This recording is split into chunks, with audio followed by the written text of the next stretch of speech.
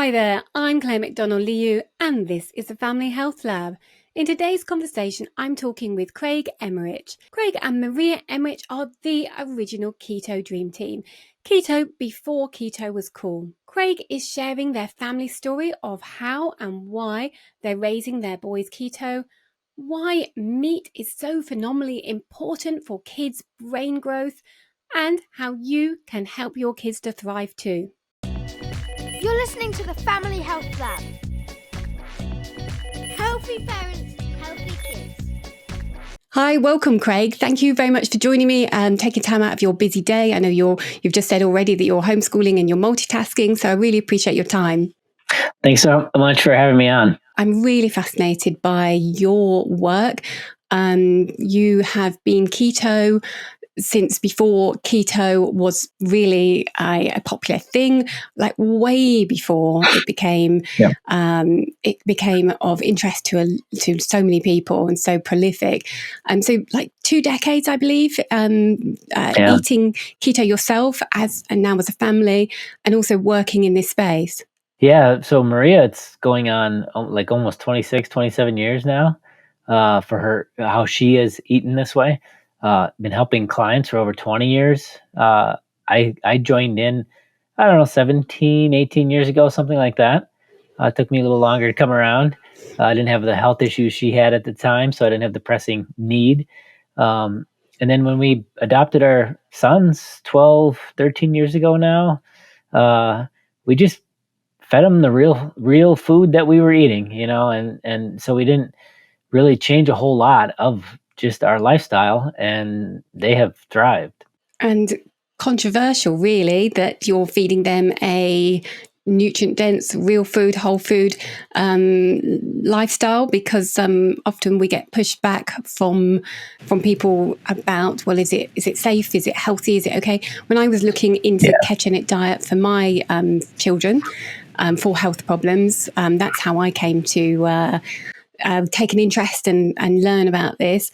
I was told again and again and again and again that it was unpalatable, unhealthy, unsustainable, as in the kids would not be able to tolerate it. They wouldn't be able to tolerate the fat. Did you hear that kind of noise when you were getting started with the kids? Well, the thing about the way we've promoted this lifestyle all along, really since the beginning, is we focus more on prioritizing protein to start.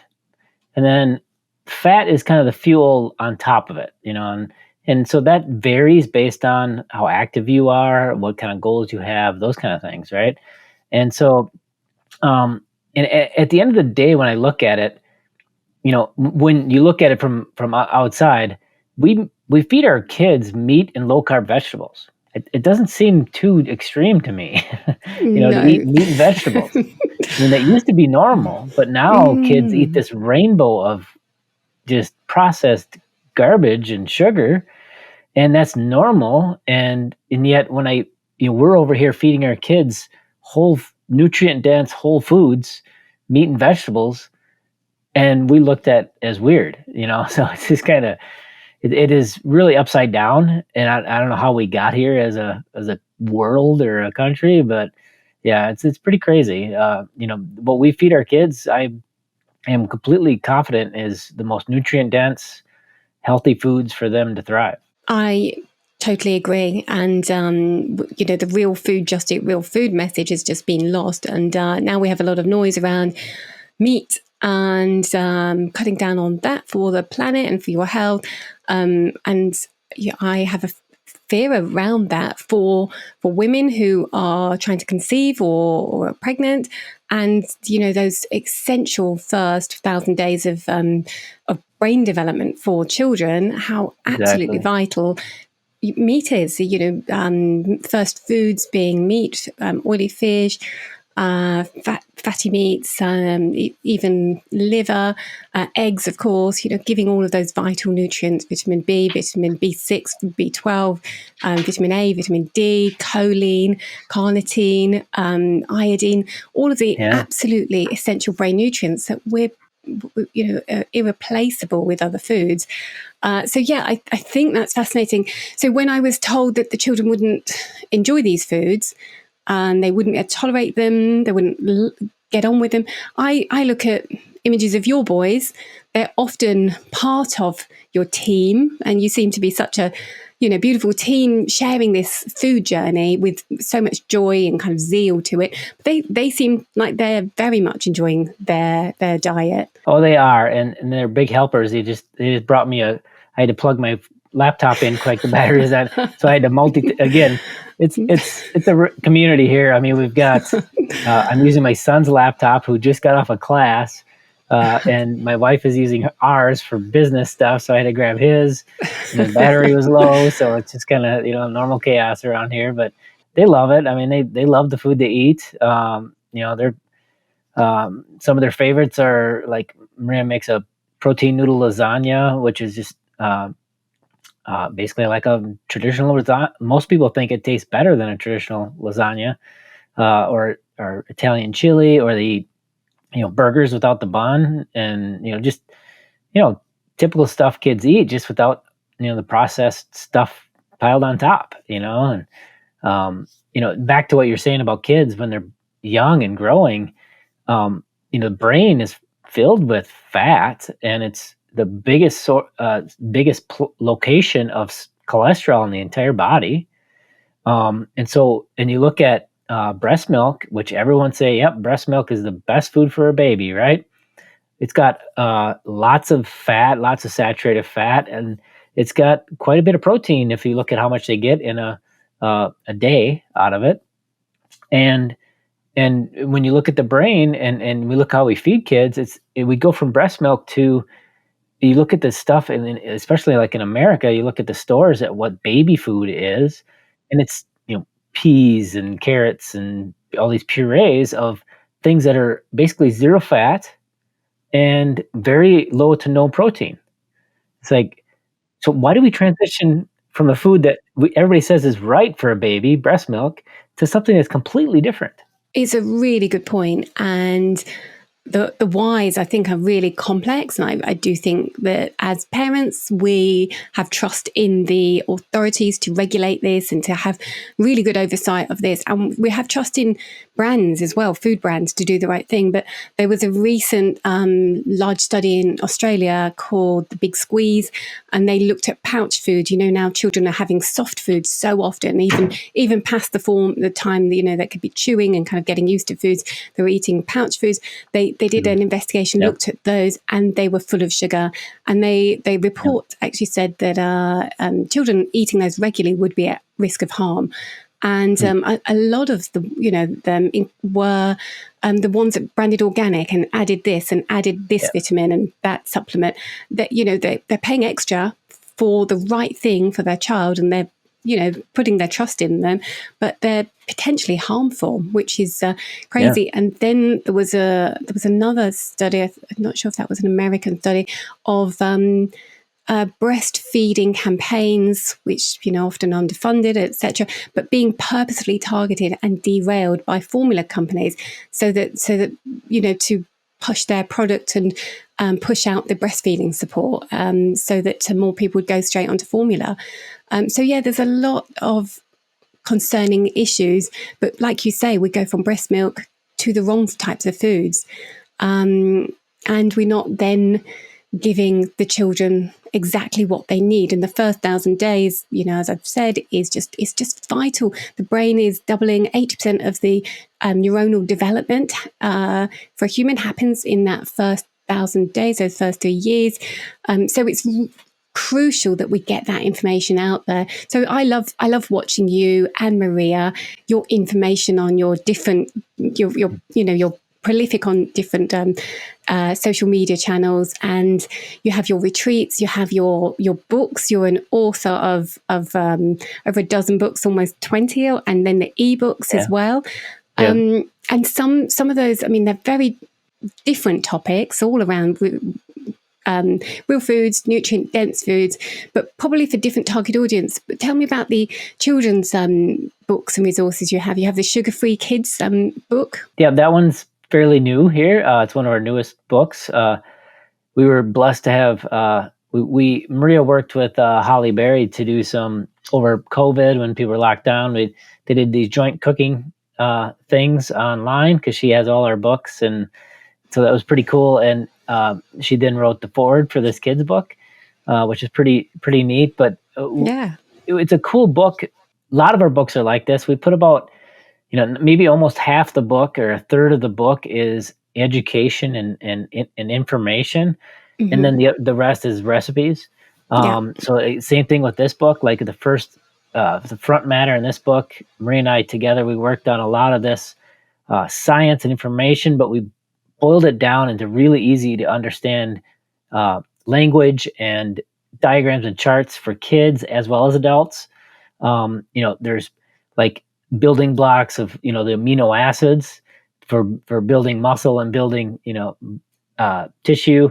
We made them as Lego blocks and the different types of amino acids that build up to create a complete amino acid, and we got these little superheroes in there. I mean, it was a real fun book to put together, but really getting at some real biochemistry and knowledge and information to kids about what food is and what food does to them in their body. And I think that's so important because we as parents, we want the best for our kids, and we spend incredible amount of time in their education, which is important. Many times, a lot of time in their sports and activities.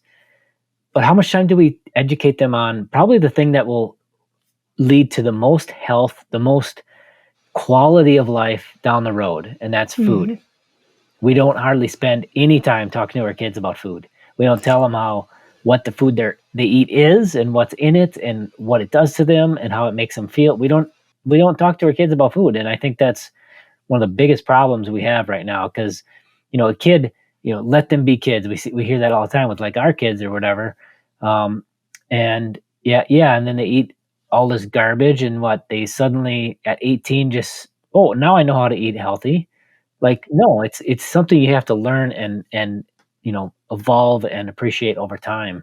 And so you just don't magically turn 18 and understand how to eat healthy. No, and that knowledge, I believe, is being lost in adults, and we're losing our confidence and our knowledge in not just what's happening in the brain and the body and the building blocks that we need, but also basic practical skills of cooking and confidence with cooking.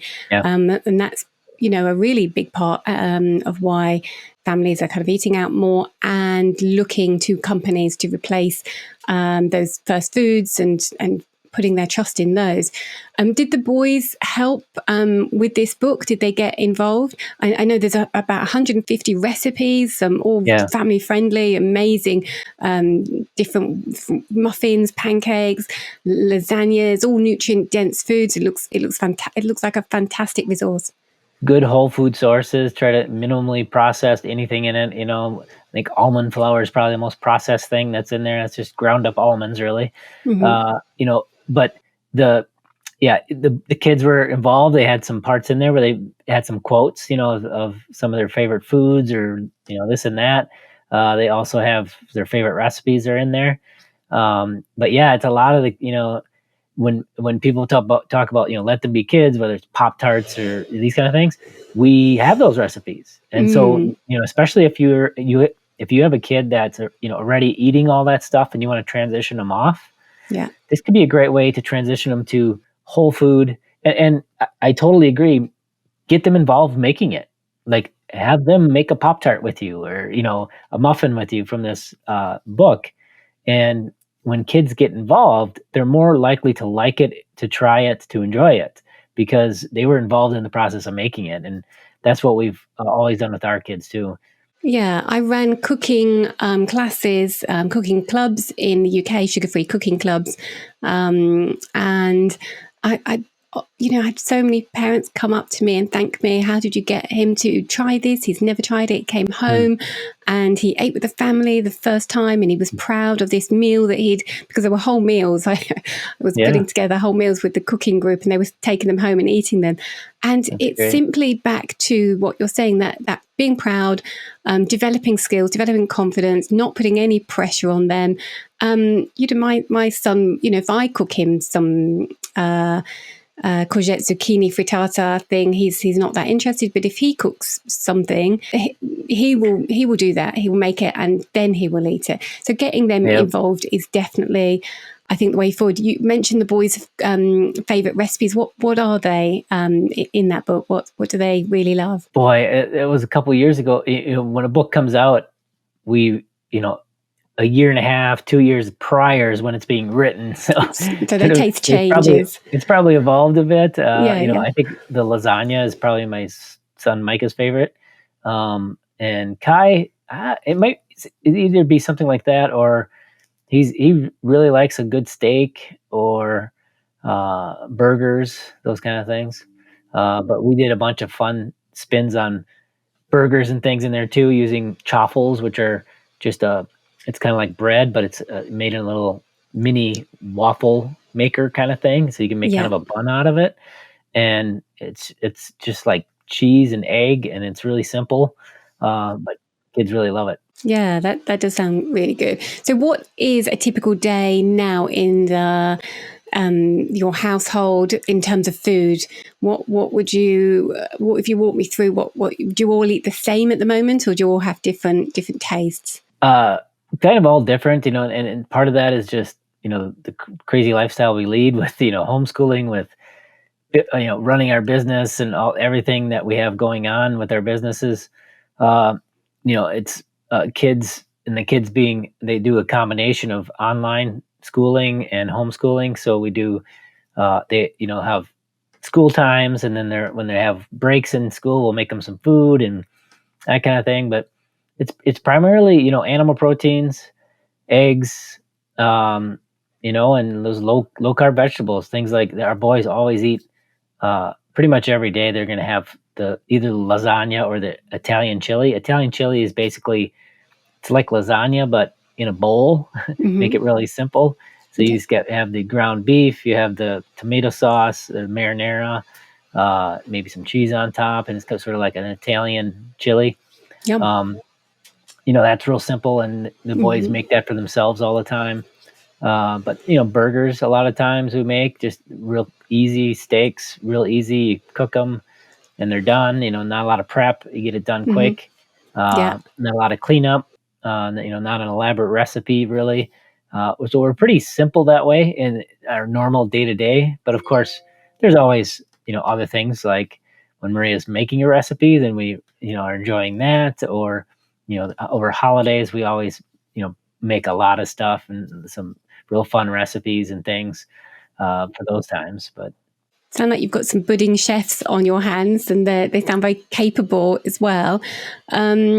What about breakfast? People with families often struggle. I think you made a comment earlier about like how crazy and upside down the food world is now and how we got there. But like normal, most people's absolute normal, and it's an entrenched view now because it's come from their childhood, that it's cereal for breakfast or toast with a sweet sauce, like jam or marmalade or a chocolate spread. That's your breakfast pretty much. And that is the majority. That, research does show that those two are the top two. And in schools, in breakfast clubs as well. So what about your family? What's breakfast? And I believe breakfast isn't, you've got to eat it at 8 a.m. like other families. You've got a different take on that too. Yeah, definitely.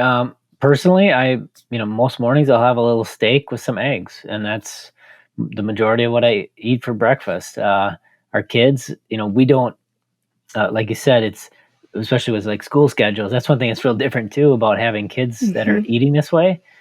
They don't have that constant sugar crash and hunger and cycle for snacks and food every couple hours. Yeah. And they'll have their class, and maybe some days it'll be noon before their classes are done and they're coming out looking for food, and they don't eat breakfast in that morning because they had early class and didn't feel like eating then.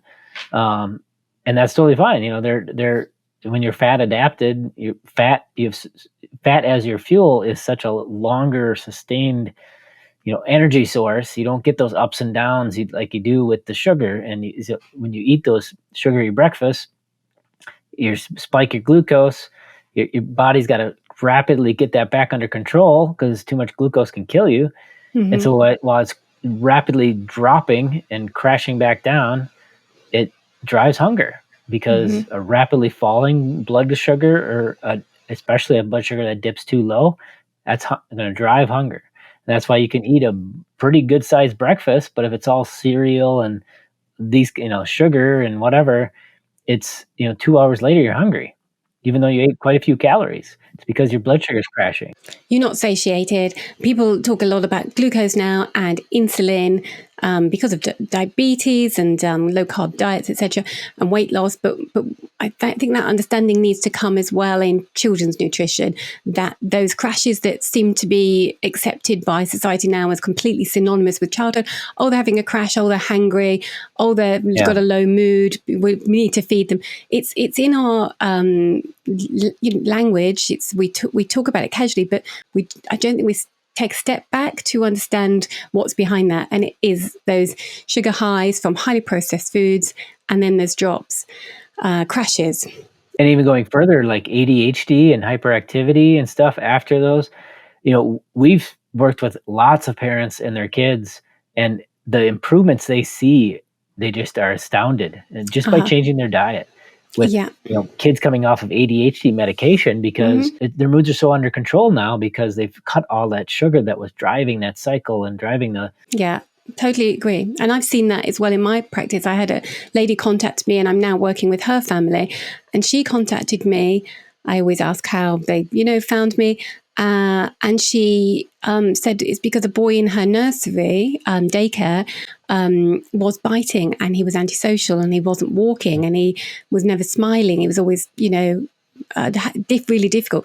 And then they noticed a complete change, and the father was talking about working with somebody, changing his food. His diet looked completely different. He was bringing the food in for him, and he changed. He was no longer biting. He's smiling. He walks into his daycare, which he's never done before. He walks out. He's played outside now for the first time since he's been there. So the drastic change in his presentation, his behaviours, sparked her to want me to work with her child. And it's incredible what nutrient dense foods can do for that brain. Yes, there may be a genetic predisposition component to that, but the food is the switch. But the amplification of the nutrition of those things is what is so... I mean, we've even had a few kids now that are on the autism spectrum, and just changing diet, they move to a whole new level of the autism spectrum. Just with diet changes. And a parent with a kid with autism knows how big that can be, moving, a whole new level, where they're taking no for an answer one time. Those kind of things that it's we've got testimonies. Yeah, it's pretty crazy, and it makes my job so worth it, because being able to give parents those kind of wins and successes, and seeing their kids thrive, that's so important. It's beautiful. Absolutely. It's like my most exciting work is working with those families and seeing the difference that makes to all of their lives, those improved behaviors, moods, social skills, and how that alleviates that pressure on the parents. And I've spoken to other professionals, and they call it the lights turning on, light switch is back on, and the brain fog clears. And we're not saying a cure here. We're saying, that amplification of those symptoms can potentially be reduced and behaviours improved. I was talking to Beth Zupak Kania, and she was saying that she has not worked with one child with ketogenic diet, that she has not seen those behavioural improvements and those big gains. For one child came off the autism diagnosis spectrum completely.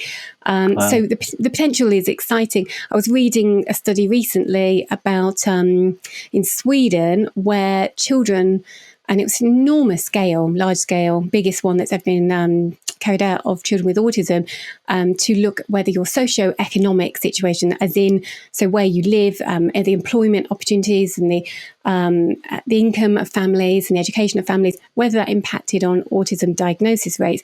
And the results were it did. Now, we don't have exactly why, but if you live in a poorer neighbourhood, you're more likely to be diagnosed with autism, and your symptoms are more likely to be more severe, depending on the neighbourhood. And it, they're speculating that the environment, the access to good food, good nutritious food, is an enormous part of that. Yeah, I was just going to say that huge. There've been studies like that here in the U.S. and I know other places where, again, that same factor leads to poorer quality food. So the poor, the in the United States especially, I mean, the cheap food is zero nutrients, processed junk. Like the cheapest food is going to be your, some of the most, devoid of any nutrients that there is, and loaded with carbohydrates and sugar. Especially in the United States, we subsidize corn to the tune of trillions of dollars, which makes the main output of corn, which is high fructose corn syrup and corn sugar and these things, the cheapest one of the cheapest ingredients out there. So we're like supplementing to make sugar the cheapest ingredient that then goes gets put into every food because it's so cheap as an ingredient. And we're wondering why kids are hyper and all this kind of stuff. Yeah. I was talking to Dr. James Bukier in Australia and Grant Ennis about that they were, there's often a campaign to parents saying, make this better choice, make this an educational campaign. You've got to feed your children better, and it's like telling them off. But they were pointing out that underneath all of that, the system, the environment is completely skewed against parents because they're surrounded by these foods. And what I was going to say, do you get any pushback now your boys are teenagers or those coming into early teens and kind of a little bit older? Do you get pushback from them? Do they want to try all of these kind of very commercial foods? And also, I feel that you homeschooling is the massive advantage here because I've got two children. One is on a ketogenic diet still, and we get support because it's medical. But where we don't have medical reason for our son, we get a lot of pushback. So do you get pushback, and do the children want to push the boundaries as well with their foods? So yeah, homeschooling definitely helps a lot. And that was one of the, there's several factors, but one of the factors in homeschooling was that we could control what, we could give them quality food because we knew how awful the food was in, especially in American schools. It's just garbage. And, that was one of the factors. As they're getting a little older, I would say, there's one of the things we've done from the beginning is we've educated them on what their food is, what it does to them, how it makes you feel. There's always little lessons here and there. Like one time we were on an airplane and our younger son, Kai, he asked for a sugar-free soda, but I was in the bathroom, right? And he came back and he had this soda and he had like chugged half of it. Well, the stewardess brought him a soda that was not sugar-free, and he ended up throwing up.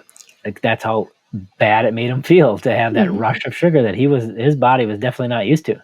So we just talked to him about it. Like your blood sugar went way up. You felt terrible. This is what's happening in your body when you eat this. And, not that he had, get sick to have that lesson, but, I wish he hadn't. But, in other situations where you just don't feel good afterwards, your body's telling you it doesn't really like these things, right? And connecting it back. And so I think we've done that all through their lives. And I think, Maria being so creative with recipes and being able to create anything they want, like our son Kai, he loves flan. And it's one of his favorite desserts there is. And they just... What's that? Flan. It's like a sort of a pudding it's sort of like creme brulee, but more solid in its texture. Okay. Not as custardy, more like gelatin, in it. But he loves it. and they just made another recipe the other day for like a chocolate caramel flan, and you dump it over and it's got the caramel over it, and it's sugar free, and it just uses natural sweeteners, like allulose and stevia, and he loves it. I mean, he just absolutely loves it, and we'll make that whenever he asks for it. If he wants a treat, we'll make something like that, that's got, good quality ingredients that we know we can trust in it. And I think that helps a lot, that they don't feel too deprived in that respect. Yeah, they're not getting the rainbow of garbage in the store, but they're still getting, the same flavors, the same textures, the same recipes and foods, just with different ingredients. Yeah, it takes a little bit of effort. We were at a camp last week. The kids were sailing, and then we were having a meal. And for the main meal, it's not a problem. There was pork belly, there was grilled fish. The meat was amazing. They had lamb as well. I really liked it. And so our daughter was like happy with that. But then the dessert tray came out, and there was 5 different desserts. They're all decorated beautifully, enticing. It does look so pretty. Because she's in ketosis, she's not craving it. So the drive isn't as bad as it would be for another child. But she wanted something, so we were away, and the compromise there was we'd planned ahead, luckily, and we'd bought her some sugar-free ice cream, and we had it in the freezer at the venue. It takes a little bit of thinking ahead and kind of looking at the menu and thinking, right, we might have a problem here. Don't want her sitting there having nothing. It's not something we would much prefer to make our own homemade ice cream and know what was in it. But when we're away, there's kind of some fixes like that. Oh, absolutely. I think that's awesome. I think and we do that too. And Maria talks to clients all the time about this: of plan ahead, be prepared. If you know you're going to be in a situation where that might happen, have something at home, or something, if you're traveling, something back at the hotel or the room that, like you said, picking up a sugar-free ice cream that they can then enjoy. That's something they like. That could be very helpful too. And I think also, and you mentioned your daughter being keto, she doesn't have the cravings for that stuff as much. I think something that we don't think about either with our kids is you can really shift your palate, and you can shift your palate to what it craves, what you taste, and what you need more and more of to get that, satisfaction.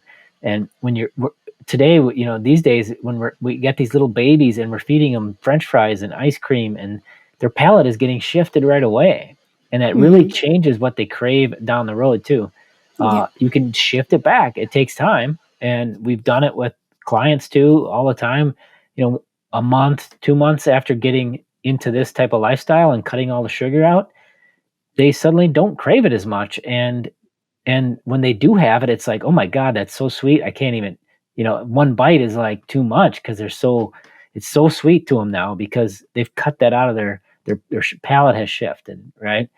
And I think that's a big part with our sons too, is neither of them have a big sweet tooth. And like I said, maybe a flan is actually, or a creme brulee, as you know, it's not super sweet. There's not a ton of sugar in it, but it's, just enough. When we probably put less in than, if you would in a restaurant or something, but it's Definitely enough for would. them. It's enough for them. And we even have people who say just heavy cream will taste kind of sweet to them after they cut the sugar out for a while.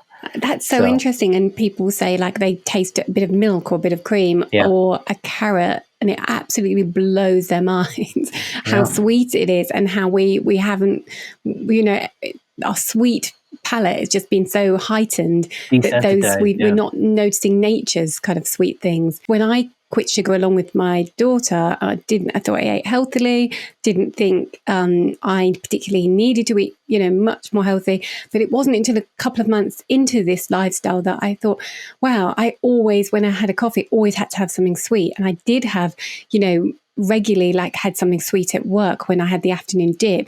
And it was just going past me, because I hadn't clocked that it was a craving, until I was in a store and or in a cafe and at work, and the biscuits, in the buffet, that just weren't talking to me, and I wasn't looking at them round somebody's shoulder, kind of, and that had switched off completely.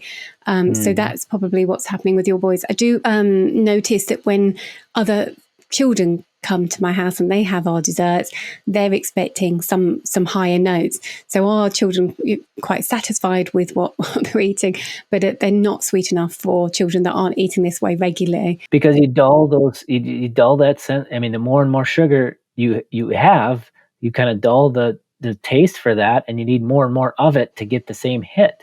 And it's sort of a cycle that just gets, like one of the things that he wanted for Christmas, one of these, it's big craze in the United States. It's the Prime drinks. Yes, they're they're sugar-free. marketed at children so hard. Crazy. So we bought him one to try because he wanted to try it. They're sugar-free. So we went ahead and did it. It's so sweet. Like he couldn't even drink it. He ended up having to he diluted it like 50-50 with water just to be able to drink it. That's how. But like you said, it's marketed to kids so much. The sweetness they're so brightly coloured. For anyone who doesn't know, they're like blues and greens and oranges. Yeah. They look vile. But kids want to try them. My son wanted to try one, and we had that negotiation around that because, you're out there, the children are out there, they're in the real world, they're mixing, and we've got to, I think, teach them to eat the vast majority healthy, know what good food is, know how to have those skills to choose and cook for themselves. But I think, we're beyond the point at these children's ages of saying no and just no. If they feel the need socially to try something, we can't kind of exclude them. So it's about helping them make better decisions. So when your son's educating them. Well, when they go to a party, what do you do then? How do you approach that when somebody else is in control and it's like all pizza and ice cream and it's at a venue? It's quite difficult. Usually, I mean, most of the ones we've had have been with family, and they know to have something there for them. If it's hamburgers that they can just skip the bun or whatever. So it's actually been to this point it's been not too bad. And again, we always go into it saying, if there's dessert, we'll have what your favorite dessert when we get home. I'll make whatever you want, or we'll make it ahead of time, have it in the fridge, waiting for them when they get home. Mm-hmm. So then, for the sweet, the sweet treats or whatever afterwards. And we also do sometimes for those situations, if we know there's going to be those kind of things, we'll do like xylitol suckers, you can buy. So they're just sweetened with xylitol, which is a natural sweetener that is actually good for the teeth and other things. So we'll maybe have pack one or two of those, while they're at the party, they can have a sucker while the other kids are having candy, that kind of thing. So it's about planning ahead, really, and having your own family's go-tos and something that's going to make them feel that they're having a treat at the same time, that they're not kind of being separated and going without. Yes. Yeah, that sounds good. Huge. You mentioned that the boys are in ketosis. Is that consistent, or is that in and out of ketosis cycling? We never measured, as far as whether their blood ketone levels were elevated or not. Something that's interesting in general, again, this brings up sort of a trigger point for a lot of people. Your kids are in ketosis. Why are they, that's for like seizures or, weight loss or whatever, that kind of misconceptions about it in general. But what's interesting is, a newborn baby, their blood ketones, and we put this in our kids' book too, their blood ketones will start at about 0.5 when they're fully fed. So they're breastfed or whatever. They'll never drop below 0.5 blood ketones. Mm-hmm. And they'll rise up to like 2 or 3 within 2 hours, maybe 3 hours of not eating anything. Yeah. So they're always in really strong ketosis. Yeah. Eating breast milk, which everybody says is best food for them, right? So at what point does it become this best thing for a baby, best state for a baby, to some sort of dangerous thing, right? Mm-hmm. I mean, it's just kind of hard to square that circle. But it's, for them, we've just focused on the best quality food we know we want them to eat, and haven't really worried about whether they're in, technically in ketosis or not, as far as their blood ketones go or whatever. But as far as, carbohydrate intakes, they're very low. I mean, I'd say, probably less than 50 grams. They eat, like our one son, he's growing like crazy. He's taller than me now. And he was at 13, he's 14 now. And he loves lots of tomato sauce on his, the natural sugars will add up probably sometimes, but I'd say they're still probably below 50 on any given day. And they prioritize. They need a lot of protein, and that fuels their growth, and then all the fat they need for their energy. And when we brought them home, when we adopted them, they were 1 and 2 years old. First things we fed the 2-year-old when they got here, he was about 2.5. He was doing well with pretty much any solid foods, so that was fine. The 1 and a little bit, Kai was like 1 year and 2 months, I think we brought home. We were lucky to have a friend who pumped for us. We had breast milk in the freezer, which was great. And we started supplementing that with bone broth. We made it home, huge pot every day or every couple of days. And his first solid foods were bone marrow,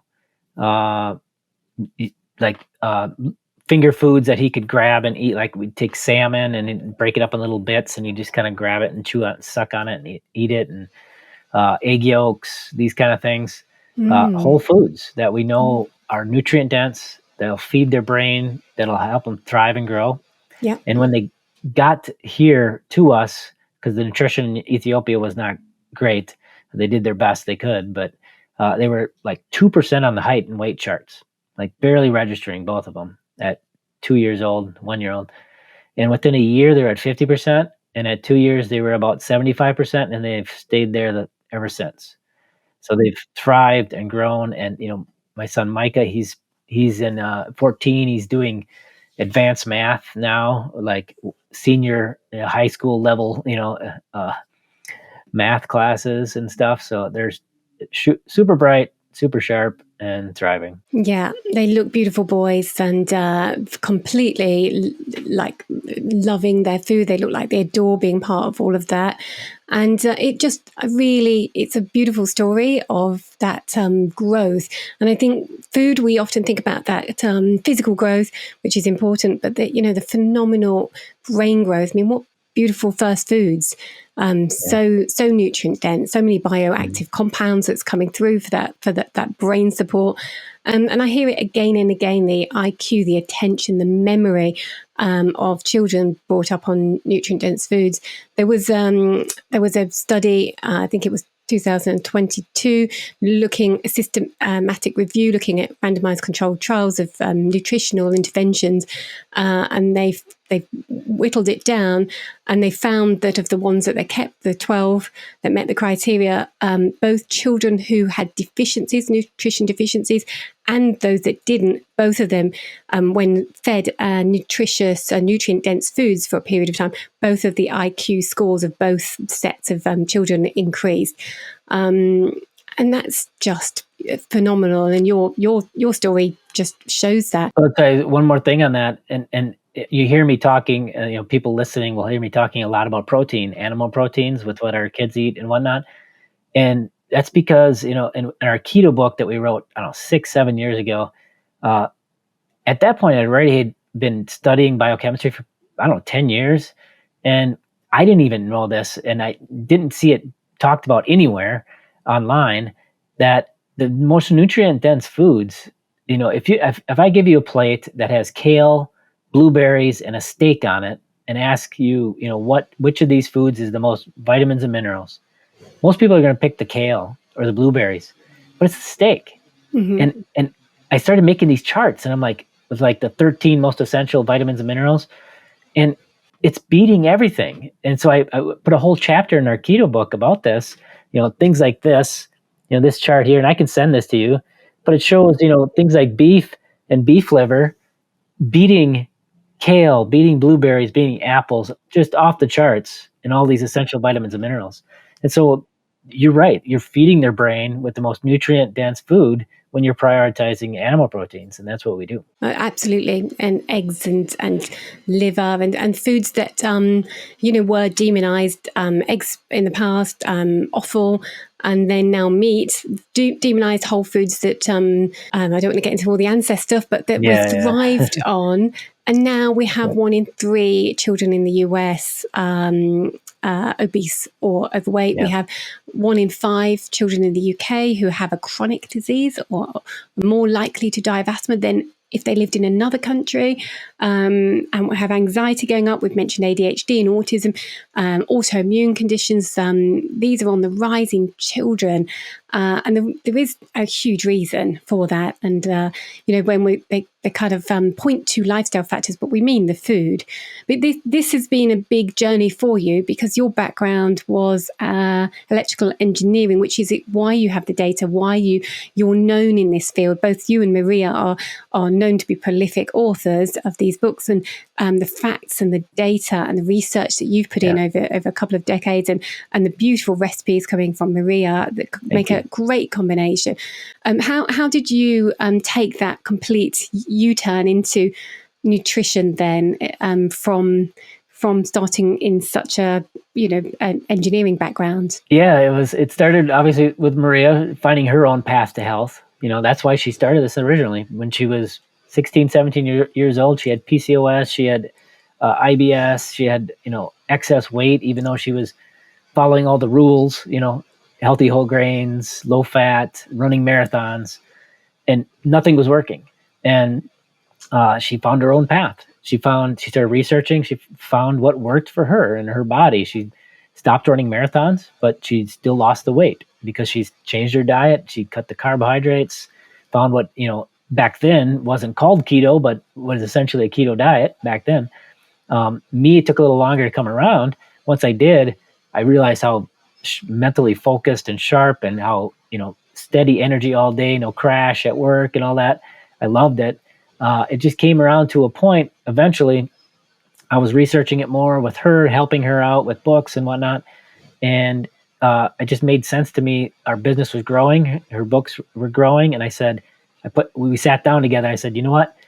Instead of me driving, I always had a long commute, like 45 minutes to an hour to get to my job into the cities in Minneapolis, St. Paul.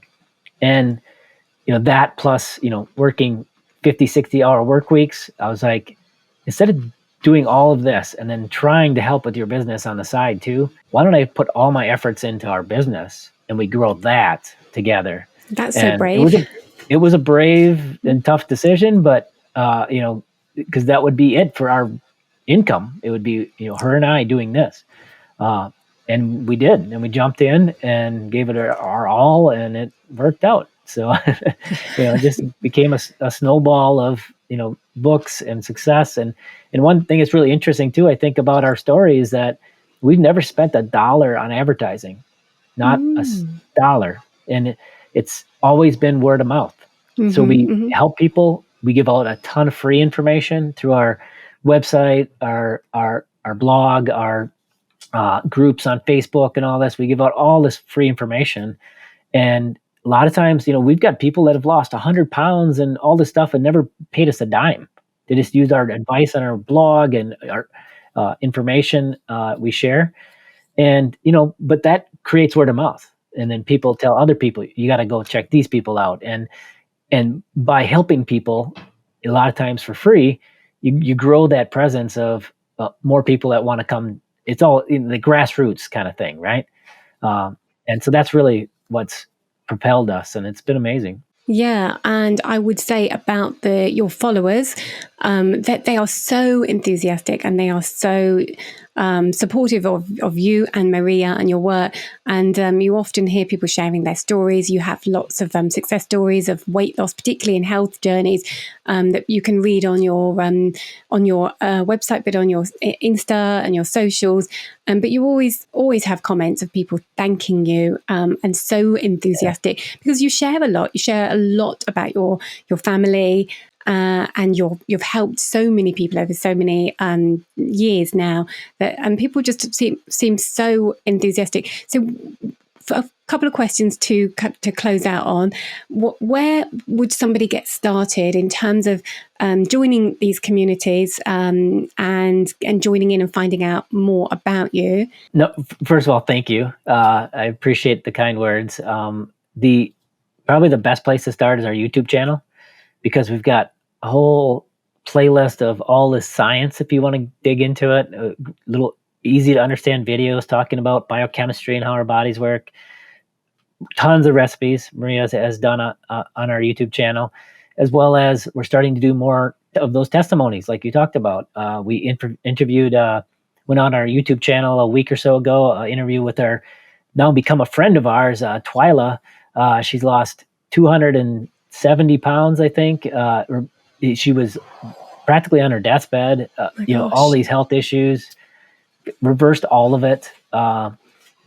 It's these are the stories that really inspire us. Like inspires me to work hard and keep doing what I'm doing, because you literally give people their life back. And we're going to do more of those on our YouTube now. We've got a couple more scheduled that we're going to post here pretty soon with these incredible success stories. They're so inspirational. But yeah, I would start on YouTube, get lots of free information and understanding there. And then also on our blog, which you can get to all of this if you just go to ketomaria.com.